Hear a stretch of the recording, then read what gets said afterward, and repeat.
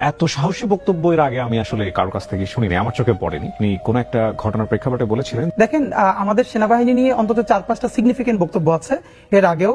বিশেষ করে সেনাবাহিনীর বিরুদ্ধে যখন বিভিন্ন ভাবে উস্কে দেওয়া হচ্ছিল, অনেকে ক্যান্টনমেন্টের দিকে যাওয়া শুরু করছিলেন হাসনাত আব্দুল্লাহর একটা ইস্যু নিয়ে, তখন আমরাই এটার প্রতিবাদ করে আমরা বলেছি যে দেশপ্রেমিক সেনাবাহিনীকে দুর্বল হতে দেওয়া যাবে না।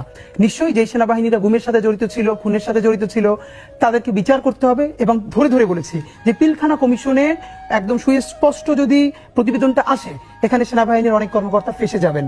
যদি গুম কমিশনেরটাও আসে তাহলে ফেসে যাবেন। কিন্তু এটা কি পুরো বাংলাদেশের সমস্ত সেনাবাহিনীর সমস্ত সেনাবাহিনী কর্মকর্তা? না। তো আমাদের বক্তব্যটা খুবই স্পেসিফিক যে যেই সেনাবাহিনী জনতার পক্ষে দাঁড়িয়েছিল বা দাঁড়াতে বাধ্য হয়েছিল, এখন যদি আরেকটা 111-এর মতো পায়তারা তাদেরকে দিয়ে কেউ করায়, আর করালে অবশ্যই এটা ভারতীয় আধিপত্যবাদ করাবে, এটা আমরা জানি। কারণ ভারতীয় আধিপত্যবাদের এখনো শক্তিটা সেনাবাহিনীর মধ্যে একদম আগের মতোই আছে, এটা আমরা কিছু করতে পারি নাই।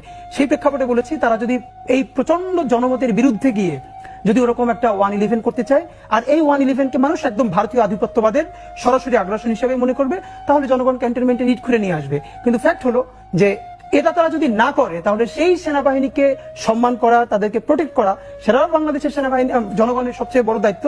আর সেনাবাহিনীর প্রধান যেটা বলেছেন, আই থিঙ্ক এটা গত কয়েকদিন ধরে আমাদের এনসিপির কিছু ভাই বন্ধুরা তারা কোট আনকোট সেনাবাহিনীর ব্যাপারে বিভিন্ন কিছুই বলছেন, পলিটিক্যাল বক্তব্য দিচ্ছেন, এটা তাদের ব্যাপার। এবং তিনি যে বক্তব্যটা দিয়েছেন সেনাবাহিনীর প্রধান, তিনি বাহিনীর প্রধান হিসেবে যে বক্তব্যটা দিয়েছেন এটা একদমই ঠিক আছে, কারণ এর চেয়ে আর উনি কি বা বলতে পারেন, সেটা ঠিকই আছে। তো আমার ধারণা ওনার এই বক্তব্যের অ্যাড্রেসিংটা আমাদের এনসিপির সে সমস্ত ভাই বন্ধু যারা বিভিন্নভাবে বিভিন্ন কিছু বলবার চেষ্টা করছেন, তা আমার মনে হয় যে এটা সেটার ব্যাপারেই গেছে। কিন্তু আমরা একটা মজার ব্যাপার আপনাকে বলি যে স্বাভাবিকভাবেই এনএসআই, ডিজিএফআই, বাংলাদেশের যত গোয়েন্দা সংস্থাগুলো আছে, এরা তো যারা বিভিন্ন অ্যাক্টিভিজম করে তাদের সাথে কথা বলে।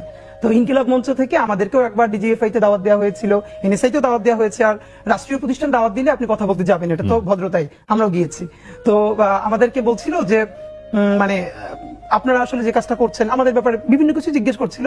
তো ফান্ডের ব্যাপারে জিজ্ঞেস করছিল যে আপনারা কিভাবে কি ম্যানেজ করছেন। তো আমরা খুব মজা করে বলেছিলাম যে দেখেন, আমাদের ফান্ডে কোত্থেকে 20 টাকা ঢোকে আর কোত্থেকে 20 টাকা বের হয়, এইটা জানার আগে আপনারা জানেন। এইটা জেনেই বলছি যে আমরা শতভাগ ক্রাউড ফান্ডিং করি এবং প্রতি মাস শেষে আমরা এখন পর্যন্ত একটা নজির স্থাপন করেছি যে মানুষের কাছ থেকে টাকা তুলে সেটা প্রতি মাসে আবার ব্যাংক, বিকাশ সব স্টেটমেন্ট ওপেন করে দেই।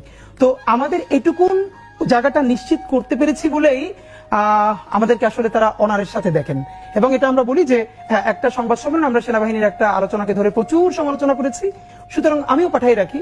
তো আমাদের যেটা সুবিধা সেটা হলো এখন পর্যন্ত, ভবিষ্যতে কি হবে জানি না, আমরা আপনাদের কাছে দোয়া চাই যে এখন পর্যন্ত যেহেতু জানি বাংলাদেশের রাষ্ট্রীয় এজেন্সি তারা যত কর্মতৎপরতাই চালাবে, আমরা আমাদের অনেস্টির ব্যাপারে আলহামদুলিল্লাহ এখন পর্যন্ত যেহেতু শতভাগ নিশ্চিত, সুতরাং যে কোনো ব্যাপারে কথা বলতে আমরা ভয় পাই না।